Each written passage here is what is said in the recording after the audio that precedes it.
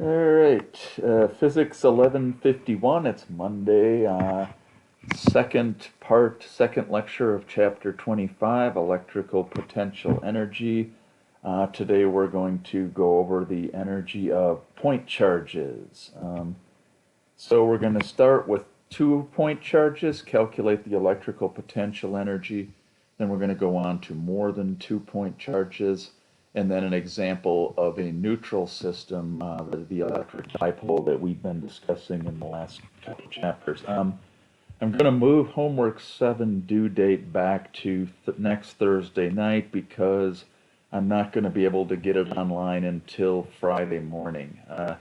So homework 7 will be due on the 18th at 11:59 p.m. Okay, some seem to have trouble with the time here. It's 11:59 p.m. Quiz 2 will be on Monday during the synchronous lecture related to homework 6.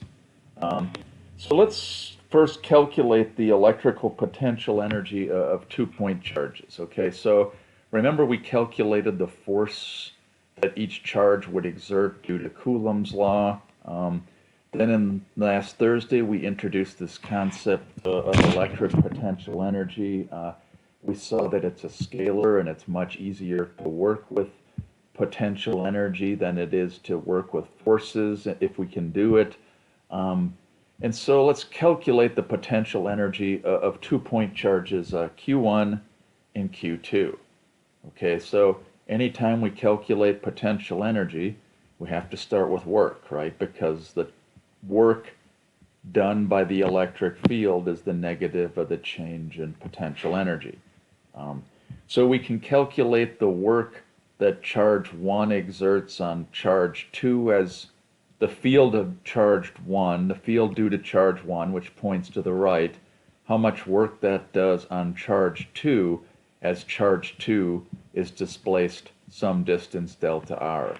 Now we could equally have used the electric field of Q2 acting on Q1, which points to the left, and calculate the work done on Q1. Okay, it's the same amount. So let's just do this way. And so we go back to our definition of work. And so if charge 2 moves from some separation R initial to R final, remember that the work is equal to the force that 1 exerts on 2 multiplied by the displacement dr and the cosine theta of the angle between the force and the displacement. Now, since these are positive charges in this example, the force that 1 exerts on 2, remember they repel each other, will be to the right. That will displace charge 2 to the right. And so they're both along the same direction, the force in dr. Cosine of theta, cosine of 0 is 1. And so the work is just the integral, because the force isn't constant, of F times dr. Now we plug in the Coulomb force. Remember that the Coulomb force for 2 charges Q1 and Q2 is K times Q1, Q2 over R square. You can pull out the K and the Q1 and the Q2 because they're constants. And then if you recall from integral calculus that the integral of 1 over R squared is negative 1 over R, evaluated at the limits. And so we get this expression here for the work done by the electric field due to the electric field produced by Q1, the work done on charge Q2. Okay, so now recall that the work done by the electric field is equal to the negative change in the electrical potential energy. So we can equate this expression to negative delta U, and you get that U final minus U initial is equal to K Q1 Q2 over R final divided by K Q1 Q2 over R initial. So now we can equate U final to this term and U initial to this term, and the potential energy for 2 charges separated by some distance r is just K Q1 Q2 over R.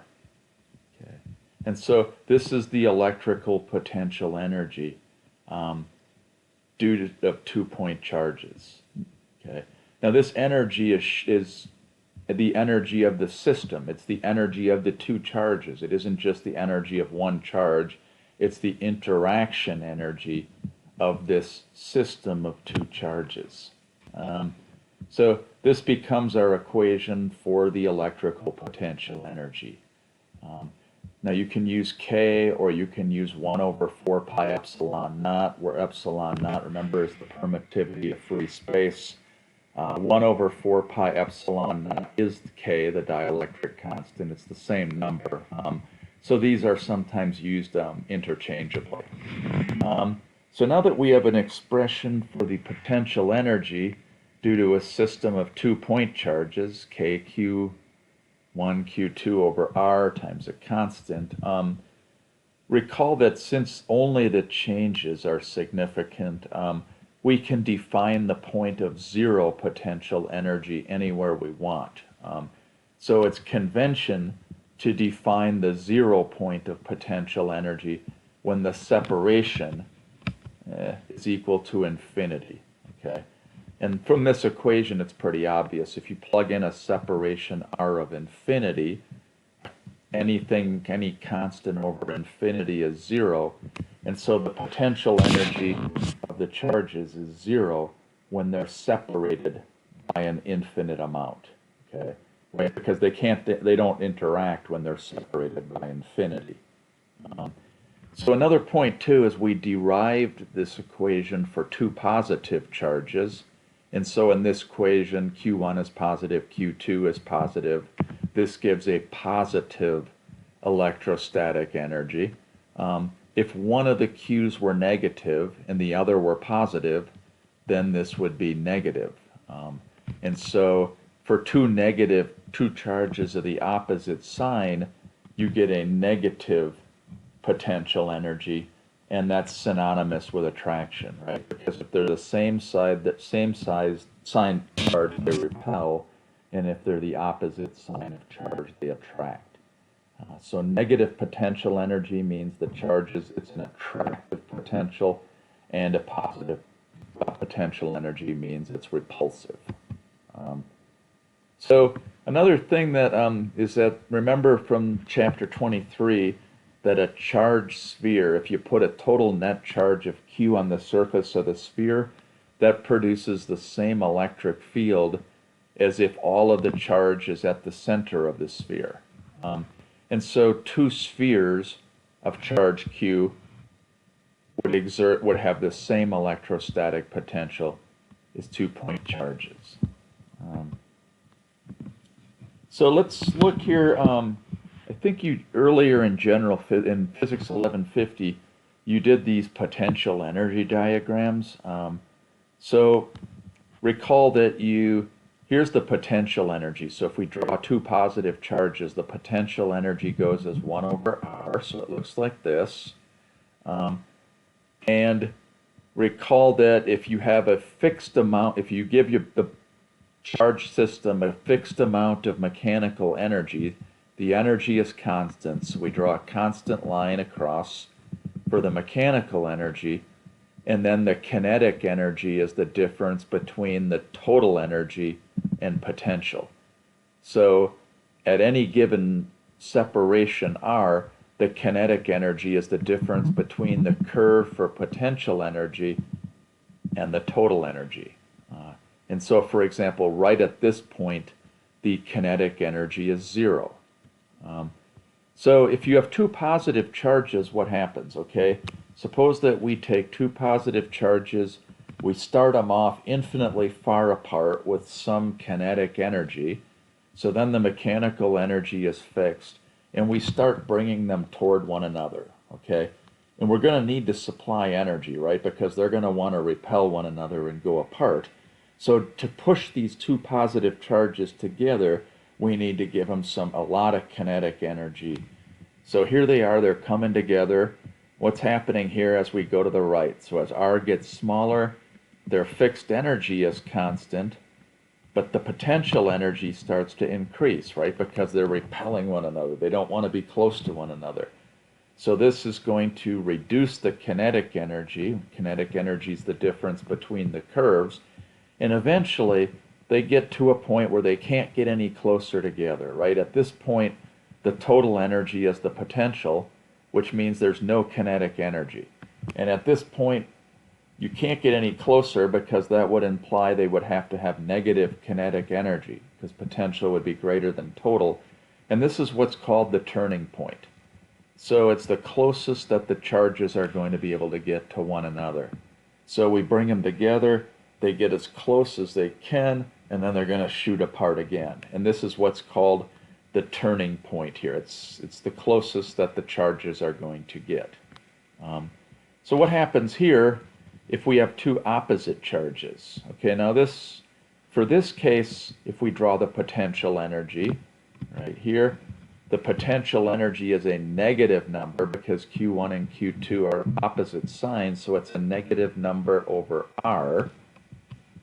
And so a negative 1 over R, a negative constant over R, will be a large negative number for potential energy when they're close together. And for R approaches infinity, it approaches 0. So your potential energy is negative. And in this case, if you started off with some energy, and they're up close, right, they're going to want to be attracted, right? So they're going to have a lot of kinetic energy up close. As they get further and further away, the difference between the total and the potential energy approaches 0, and then they shoot back together, right? Because you have a positive and a negative, they want to attract. So it's going to take energy to pull them apart. And so they're going to want to come back together. So you should be able to, I'll give you a homework problem or two, you should be able to sketch the equation for the potential energy. It goes as 1 over R, or negative 1 over R if they're opposite signs. And you should be able to relate the total energy and the potential energy and know that the difference is kinetic and predict where the turning points of the motion are.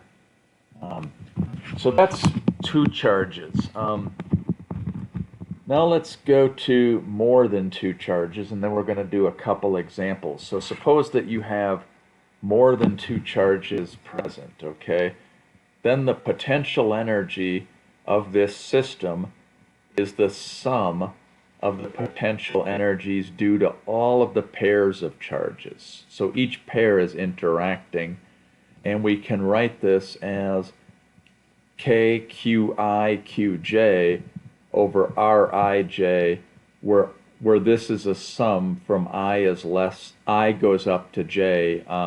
So this sum is only, so that this is where each pair is only counted once. And this sum is kind of goofy here. So let's just do an example here before we go to this one. So suppose we have 4-point charges, okay?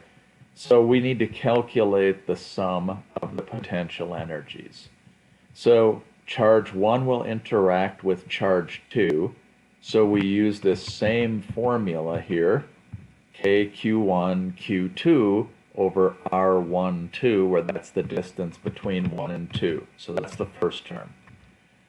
Charge 1 will interact with charge 3, so we calculate that interaction energy. Charge 1 will also interact with charge 4. So now for 4 charges, we've calculated all of the terms involving charge 1. Okay, now we go on to charge 2. You think we would put, well, U2, 1, but we've already accounted for that here in this term. Okay. And then there is no U22 because charge 2 doesn't interact with itself. So then that means Q2 interacts with Q3. So we write U23, which is Q2, Q3 over their separation. And then charge 2 will interact with charge 4. So now we're done with charge 2. Now we go to charge 3. 3 interacts with 1, right? But we've already accounted for that in this term. 3 interacts with 2, but we've already accounted for that in this term by U23. 3 doesn't interact with itself, so that leaves only U3, 4. So now we've included the interactions due to each of these pairs. Okay, and then for each pair, we plug in this formula here for the charge of each one, divide by their distance, multiply it by a constant, and then we add all of these up, and that gives us the total potential energy. And then here's another one with 5 charges, right? Charge 1 would interact with 2, 1 would interact with 3, 1 would interact with 4, charge 1 would interact with 5. Then we go to charge 2. U2, 1, don't need to do it because we've already accounted for the interaction between 2 and 1. So we're on to U2, 3, U2, 4, U2, 5. Now we go to charge 3. We've already done the interaction between 3 and 1 already back here. We've done the interaction between 3 and 2 here. So it's U3, 4 and U3, 5, and then U4, 5. And so for each of these terms, we take the product of the two charges and divide by the distance between them, and then multiply by the constant, and the total potential energy is the sum of all of these. So now that's where this summation, this weird looking summation means, so it just keeps us from overcounting. So let's do an example here. Suppose that you have 3 charges here, and they're at the corners of a triangle here. Okay. So you've got one charge here, a negative charge here. We'll call that charge 2. Positive charge here of 3 nanocoulombs. We'll call that charge 1. And then you have another negative charge here, positive charge here, and we'll call that Q3. Okay. So what we want to do here is we want to calculate the potential energy of the system of these 3 charges. Okay, so what we need to do is we write down which ones we need to do, right? We need U1, 2, which is the interaction between 1 and 2, plus U1, 3, which is the interaction between 1 and 3, plus U2, 3, which accounts for the interaction of 2 and 3. So let's start with U1, 2. Okay, Q1 is 3 nanocoulombs, so that's Q1. Q2 is negative 4 nanocoulombs, so that's Q2. K is the constant. The separation between charge 1 and charge 2 is 4 centimeters. And so when you plug these in and plug in the value of K, 9.0 times 10 to the 9th, and you get negative 2.69 times 10 to the negative 6 joules. So that's the interaction energy between charge 1 and charge 2. Now we need to do charge 1 and 3, okay? Charge 1 has 3 nanocoulombs. Charge 3 has 3 nanocoulombs. The separation between 1 and 3, we have to use Pythagorean theorem, right? So that's equal to 4 centimeters squared plus 3 centimeters squared to the square root. And so charge 1 and charge 3 are separated by 5 centimeters. So that's our separation. And when you plug this in, you get a positive number, which you should. They're both positive charges. It's a repulsive potential. And so it's positive 1.62 times 10 to the 6 joules, negative 6. Okay, so 2 down, 1 to go. Now we have to get the interaction energy between 2 and 3. So charge 2 has a magnitude of negative 4 nanocoulombs. Charge 3 has a magnitude of plus 3 nanocoulombs, and their separation is 3 centimeters. Plug that in, multiply by K, 9.0 times 10 to the 9, and you get negative 3.6 times 10 to the negative 6 joules. Okay, so the total interaction energy. The total potential is easy. We just add up the three numbers. And so you get negative 4.67 times 10 to the negative 6 joules. And that means that this is attractive. Okay, there's an attractive potential. Now, if you compare this, remember in chapter 23, we calculated the electric field for 3 or 4 particles. That was more difficult, right? Because we had to keep track of vectors. So we had to do all the components, and then we had to add with Pythagorean theorem and tangent. This is what's so nice about working with energy, is all we need to do is add the scalars. We don't need to do anything with vectors. And so potential energy is much easier to work with than electric fields because you're dealing with scalars and you're not dealing with vectors. So we just simply add up the three numbers and we don't have to worry about the vector components and putting them all back together. So it's a lot easier to work with energy when we can do it. So you should be able to do something like this on a quiz or an exam. Let's do another example. So suppose you have 4 systems here. And what we want to do is rank the potential energy of each of these systems from the largest to the smallest. And so this is the separation between the two, and the amount of net charge is denoted by the number of pluses. So for example, this would be plus 1q, plus 1q, plus 2q, plus 1q, plus 2q, plus 1q, plus 2q, plus 2q. Okay. So we want to rank these in the order of highest potential energy to lowest potential. So we just use our equation for electric potential energy, right? It's K Q1 Q2 over R. And we don't need to calculate numbers here because we're just ranking them, right? So Q1 has a charge of plus 1Q. Q2 has a charge of plus 1Q. They're separated by R. And so the potential energy of system A is KQ squared over R. System 2, charge Q1 has a charge of plus 2Q. Charge Q2 has a charge of plus 1Q. They're separated by R. Plug these in, and you get the potential energy is 2KQ squared over R. Then you go to system C here. Charge Q1 has a charge of plus 2Q. Charge Q2 has a charge of plus 1Q. They are separated by 2R. And when you plug that in, you get KQ squared over R. And then you can do the same thing for system 4, and you get 2KQ squared over R. So ranking these, B and D are tied. They both have the most, 2KQ squared over R.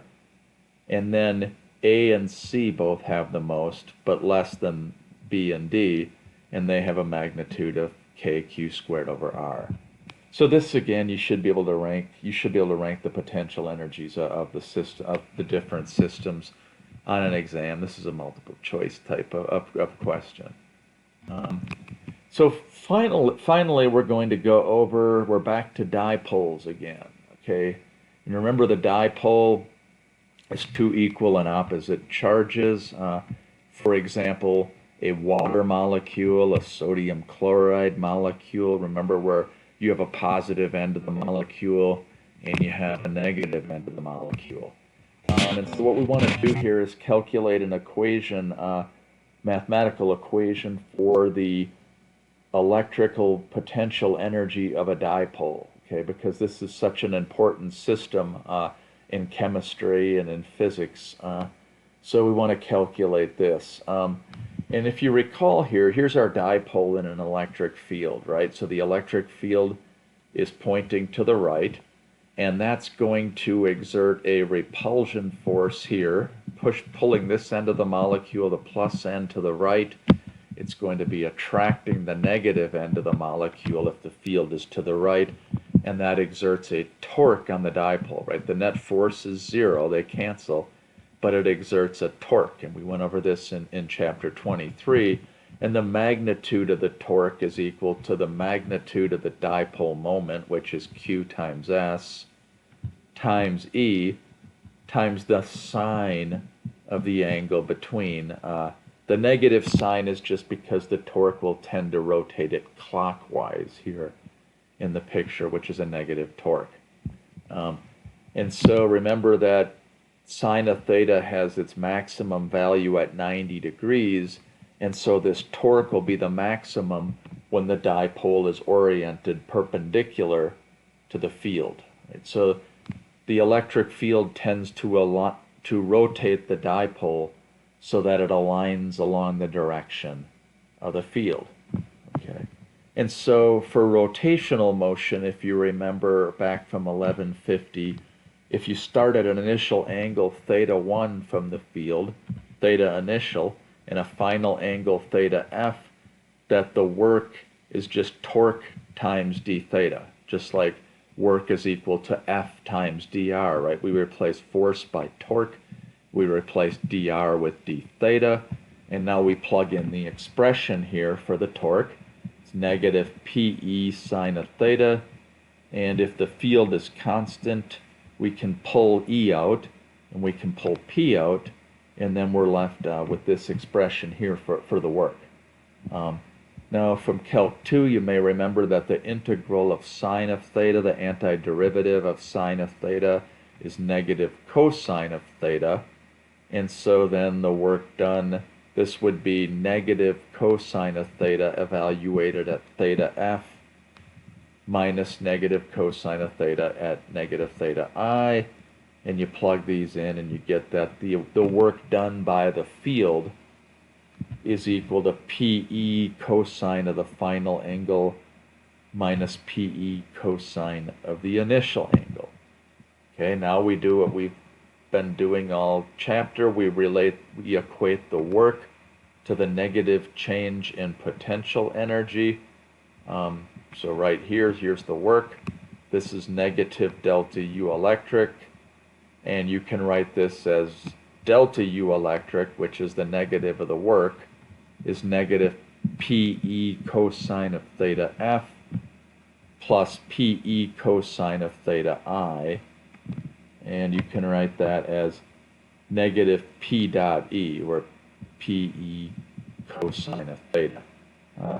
And so at any angle theta from the dipole that the dipole makes from the electric field direction, that the electric potential energy is just negative PE cosine of theta.